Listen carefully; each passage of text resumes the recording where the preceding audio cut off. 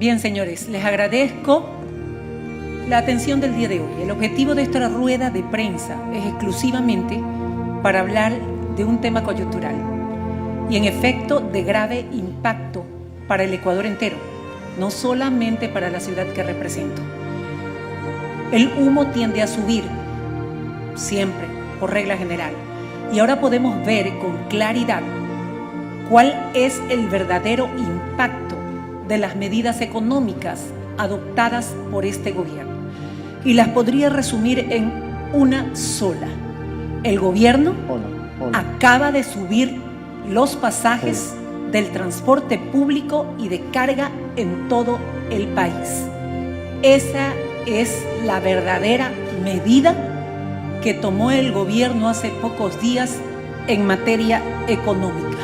Y con esta medida de subida de los pasajes y subida del transporte de carga, sube el costo de la vida, afecta el bolsillo de la clase trabajadora, de los más pobres, de la clase media, y al final crea también desempleo al subir los costos de producción.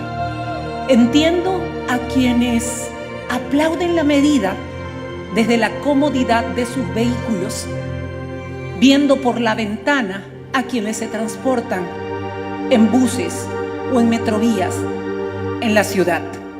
¿Quiénes son los afectados, señores? Realmente todos. Afectados todos. Aquí solamente en Guayaquil el 70% de los guayaquileños no tienen un vehículo propio. Va en bus, viene en bus y destina aproximadamente entre 10% de su salario, si es que lo tuviera, y más porque le añade el costo del pasaje de sus hijos o de las personas mayores que tiene a su cargo. Los transportistas, el gobierno, esta discusión a nivel nacional no es la real preocupación que nos debe llamar la atención. No se trata de una pelea entre transportistas y gobierno. Se trata de una medida dura, cruel, que afecta directamente a los bolsillos de cada uno de los ecuatorianos que tendrán, según estas medidas, que pagar más en el transporte público. Y esto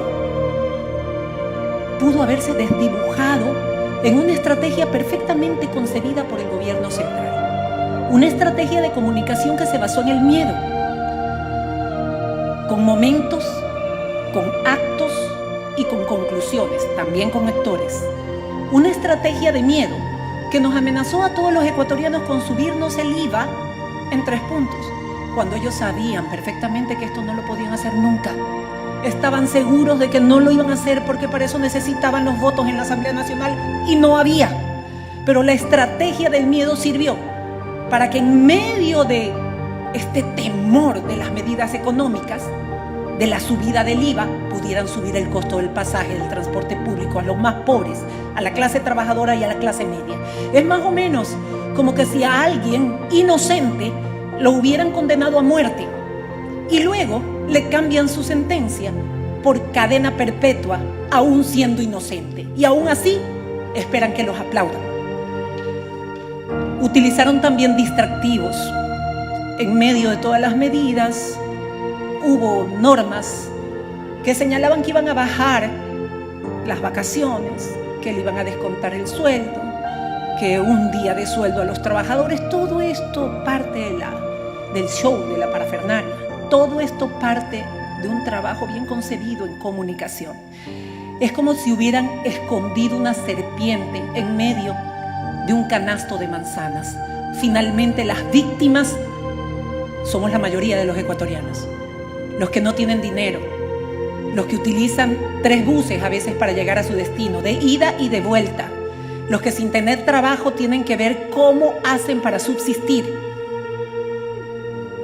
Y al día siguiente de la subida de los precios del pasaje, señores, sube todo. Sube la comida, sube la ropa, sube desde el caramelo que compran fuera.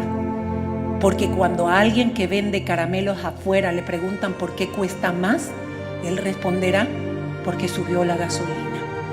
Esa es la respuesta que van a tener en mercados, en supermercados, en tiendas, en abastos, en todo sitio. Y nuevamente el golpe, ¿a quién va?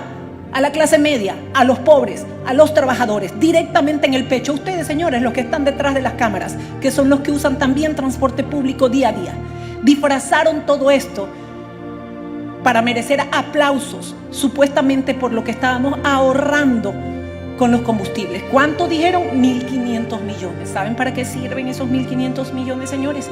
Para pagar 2 meses de sueldo de la burocracia de este gobierno.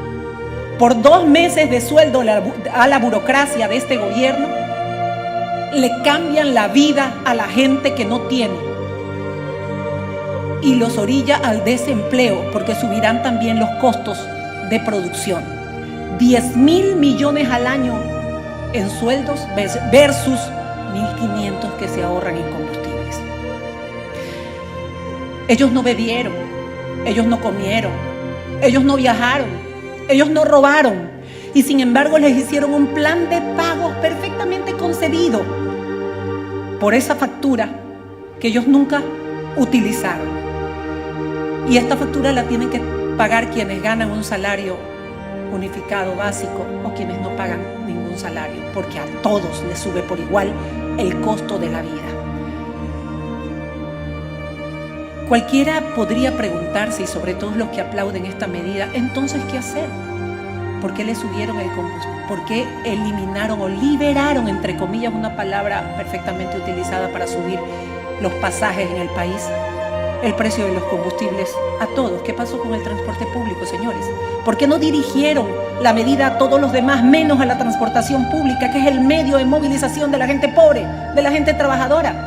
¿Por qué, por ejemplo, así como de un plumazo hicieron esto, de un plumazo no bajan las tarifas eléctricas para incentivar el transporte eléctrico?